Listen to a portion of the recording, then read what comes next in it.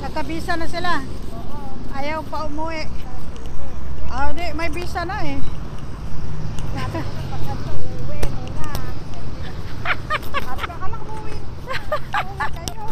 Oh.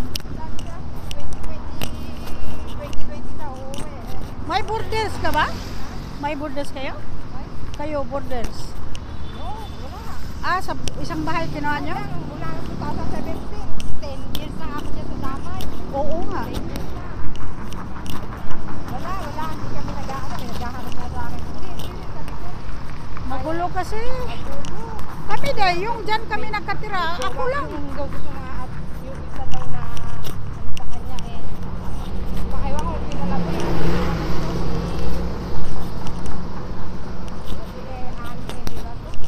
Sino? Amy. Bago lang sila pala dyan dito. Bago lang sila. 3 months lang. Aha. Pinatira niya lang maliit doon eh. Anong oras na buong mundo. Kaya sabi ko ayoko. Kasi may nagpapahanap doon ng kaibigan. Nakakilala niya, nakakitawa ng kasama niya. Kasi sa bahay yung isa nag-aalaga. Yun nga yung bibigay niya sa akin yung nag-aalaga. Mag-isa ka, wala ka sakit sa ulo. Sabi niya, nako, yung daw, nagmamasahe daw yun. Ano daw, nag-convert daw ng mali. Nagmamasahe. Tapos, medyo ang mali. Tapos daw, pag-uwi,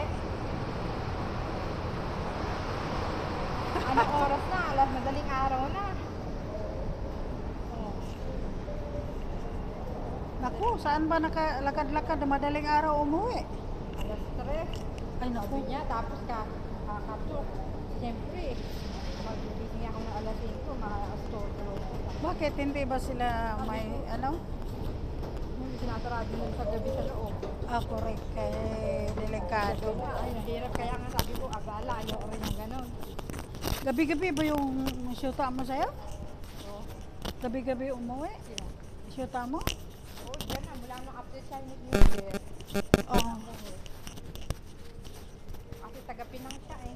Oo, malayo. Eh ngayon, nag-drive siya ng van, minibus. Ano yun? Iskula? Yung, ano ba to? Nag-tour. Mga nag-tour. Sa tour. Mga Malacca, Singapore. Yeah. Alam ko. Philippines, Ah, Johor, sarili niya? Oo. Nag-tour guide din siya. Okay lang. Hindi niya sarili. May company. Okay. Pero at Dahil least dati may monthly. nakilala ko siya. Saan siya? Sa pakwan siya ng TV. Ano? Kaya, sa ano? Ay, bakit ayaw? Oh, Sa Subang Airport. Siya nagtatrabaho. noon.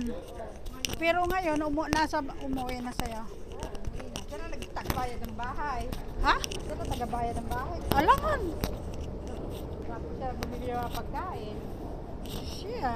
At sabi niya, Ako hanggang ngayon, ganun pa rin. ha? Yung abang ko doon, Oo.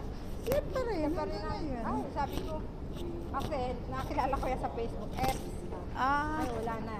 Tapos, sabi niya naghahanap daw siya ng girlfriend. Mm.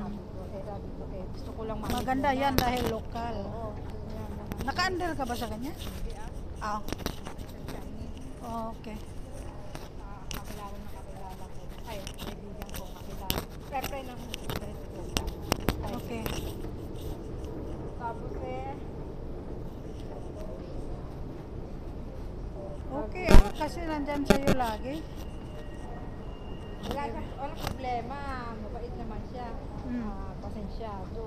Then, Yun lang minsan lang pag umalis na. ang problema lang sa kanya minsan pag may sasabihin ako parang ewan ko. Ano yung sasabihin? Yung may tatanungin ako na parang lutang siya. Tapos iba yung sasagot na ewan ko, sabi ko. Anong iba sasagot? Ilang taon ka na ba? Sabi ko, may mga sagot mo eh. At naghahanap na kami ng bahay. Tapos sabi ko, gawa sa cellphone ko lang. Pero pag ako ang nagalit, pero siya naman, di ba ba? Ay naku, sabi ko, wag na maghanap. Sabi ko, ala ka. Sabi ko, gagawin na siya. Tapos ito naman ang lalayo na ako. Tapos, Dito pero lang siya, hindi siya pala sagot, natahimik na. Tapos mamaya, tatawagin na ako. okay lang. Sabi niya, di. Pag di ko naman Tinago, pagsisimangot naman yun. Kaya sabi ko, ano? Oh, sagutin na lang. Oo, para walang Para gulo. wala na, Ganyan ano, akin, ganyan sila. Kasi hindi lang tayo ang iniisip nila. Ayaw niya daw ng, okay, magtatalo daw ngayon, pero gusto niya ngayon din, Magbalikan. ayusin. Oo. Huwag na daw paanohin hanggang gabi o kinabukasan. Ganun. Okay lang, normal lang yan. Sabi Oo. niya. Oo. Pero wag na natin ang paanohin, palalain hanggang kinabukasan. Yan, sabi niya. Okay lang ah. Yung sa akin nga, magkano na, tapos na bahay ko na malaki sa Pinas. Tapos, Ginawa Tapos siya